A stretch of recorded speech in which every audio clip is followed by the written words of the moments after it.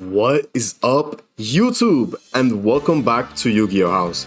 Between Power of the Elements and Battles of Legend Crystal Revenge, Elemental Hero Neos has been boosted left and right, receiving some of the best support this archetype has ever seen.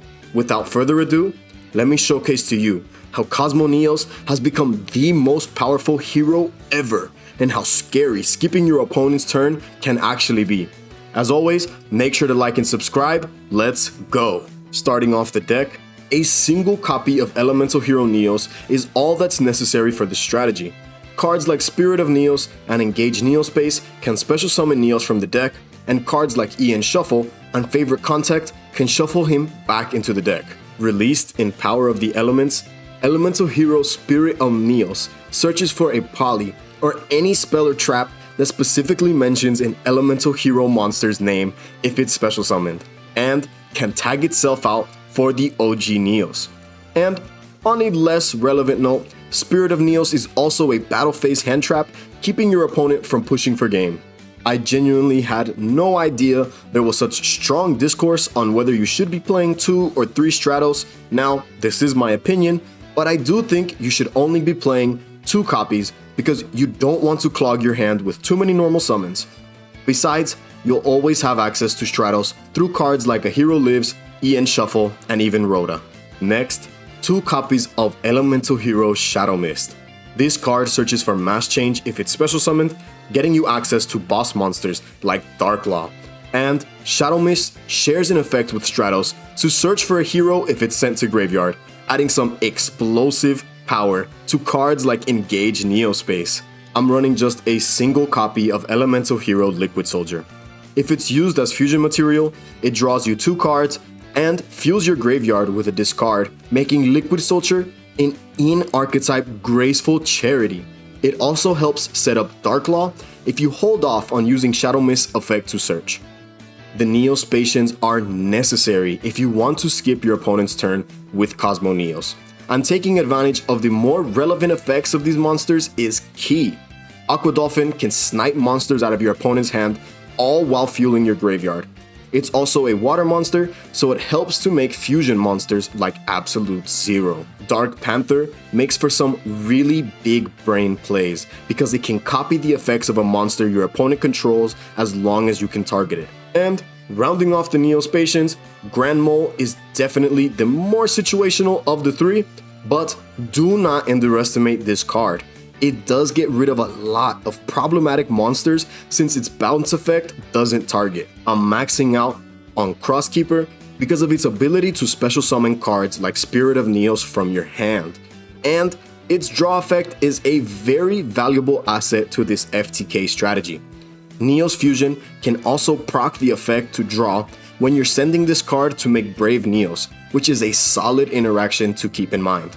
Emergency Call is like having a 3rd copy of Stratos, Shadow Mist, and Spirit of Neos without having to actually commit the 3rd copy, relieving the chances of bricking on too many normal summons or too many high-level monsters. It rounds off so many different combo lines and is a solid one-of to boost your consistency. 3 copies of A Hero Lives. It feels so good to be able to say that, since the ban list blessed hero players this year. So we might as well take advantage of a 1-card starter that isn't once per turn.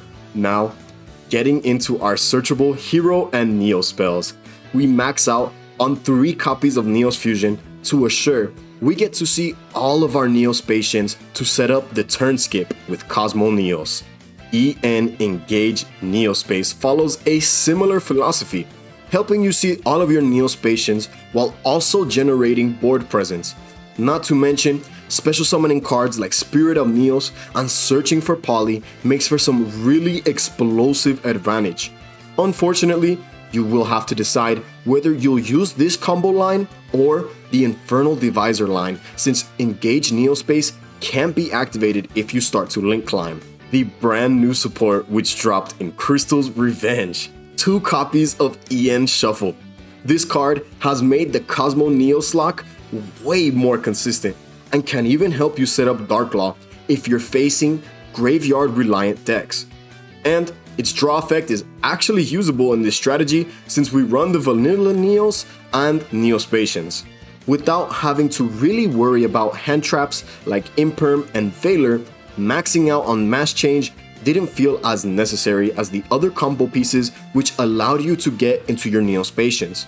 But mass change is still a very powerful card and can help you close out games since it's not once per turn.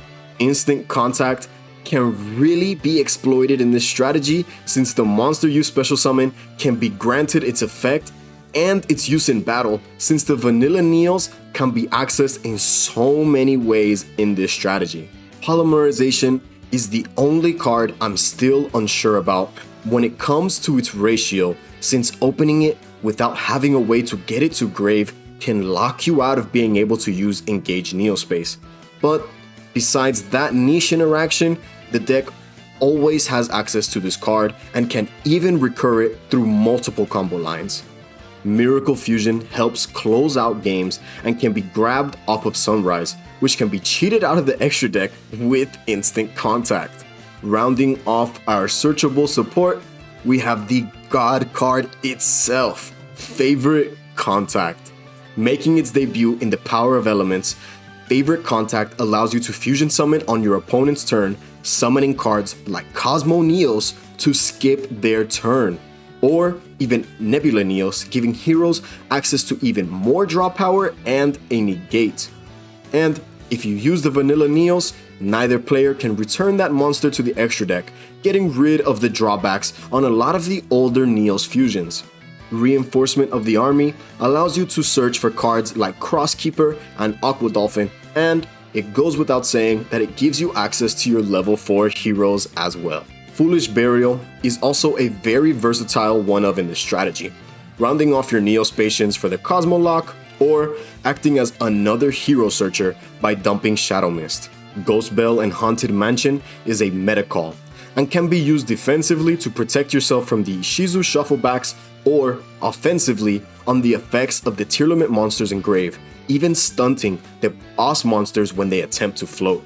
And rounding off a 40 card deck, 3 copies of Skullmeister to double down on the graveyard hate while also keeping you protected from the Ishizu shufflebacks.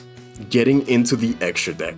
Extra Hero Infernal Divisor can reveal Nebula Neos to search for Dark Panther and Grand Mole, but keep in mind, you won't be able to do this and engage Neospace in the same turn. Extra Hero Wonder Driver can recycle your fusion spells and mass change, being essential to close out games on turn 3, or can even be used to explode on your first turn in the Infernal Divisor lines of play. Take that with a grain of salt. No matter how irrelevant, it's important to be mindful of Nibiru. Extra Hero Dread Decimator helps close out games, and can even help you play around cards like Dimensional Barrier. Not to mention, it punishes your opponent for summoning in defense position since it inflicts piercing battle damage. Masked Hero Blast can tag out Stratos to dodge targeting, then cuts the attack of a monster on summon. Its effect to bounce spells is pretty relevant as well, since some of the most used spells of the format are field spells and continuous spells and traps. 2 copies of Masked Hero Dark Law to help make some very oppressive first turn boards with just your Elemental Hero engine. On top of the one-sided Macro Cosmos Floodgate effect, Dark Law's Hand Rip is a soft once per turn, which means that the 2 Dark Laws can snipe a card once each. Masked Hero Acid is an in-archetype Harpy's Feather Duster on summon, and can be paired with cards like Absolute Zero or even Liquid Soldier. Elemental Hero Flame Wingman can be cheated out of the extra deck with instant contact, and helps make some pretty oppressive boss monsters. Elemental Hero Sunrise is a powerful starter for the deck, searching for Miracle Fusion for even more extension. Its effect to pop cards during the battle phase is also very relevant when you're pushing for game. Elemental Hero Brave Neos can search for spells that list the vanilla Neos, but its effect is not as relevant as its fusion material. With Neos Fusion, you can dump any level 4 or lower effect monster in the entire game of Yu-Gi-Oh!, which is insanely generic. But more specifically, it can get you access to your Neospacians, a search through Shadow Mist, or even a draw tool through Crosskeeper. Elemental Hero Absolute Zero destroys all your opponent's monster if it leaves the field, making for some strong plays when paired with Mass Change, being able to completely wipe the board if you summon Acid. Elemental Hero Escuridao is a great utility fusion monster which helps you push for game off cards like Mirror of Confusion and Polymerization. Now, the last 3 slots in the extra deck are all some very solid options for favorite contact and are overall god tier boss monsters for the Neos based hero deck. First up, we have Elemental Hero Shining Neos Wingman. Since instant contact gives us access to Flame Wingman, being able to fuse into Shining Neos helps you bust boards wide open, destroying cards your opponent controls up to the number of different attributes on both fields. Plus, this card is an OTK machine, gaining 300 attack for each monster in your grave, and it burns your opponent for the original attack of any monster it destroys by battle. Next, Elemental Hero Nebula Neos. This card can be summoned on your opponent's turn to act as a negate, and can also net you a ton of card advantage since it can draw you cards up to the number of cards your opponent controls. Lastly, we have the turn skip enabler himself, the heart and soul of this strategy, Elemental Hero Cosmo Neos. By modern Yu-Gi-Oh standards, skipping your opponent's turn might as well be an FTK, especially since this deck has virtually no problem pushing for game on the crackback. While this card might have been overlooked in the past, since it only locks your opponent out of effects the turn it's summoned, with the release of favorite contact, Cosmo Neos can now be accessed on your opponent's turn, and some really insane support like Engage Neospace and Ian Shuffle, and now you have yourself a full-blown turn skip strategy that has become more consistent than ever. Alright everyone, this has been my Cosmo Neos Turbo deck profile for the end of the year format. Make sure to let me know what you guys think in the comment section below, and make sure to keep checking back in with Yu-Gi-Oh! House for all your premier Yu-Gi-Oh! Content like deck profiles, meta discussions, top 5s, tier lists, and many, many more. Thank you so much for checking back in with Yu-Gi-Oh! House, and peace!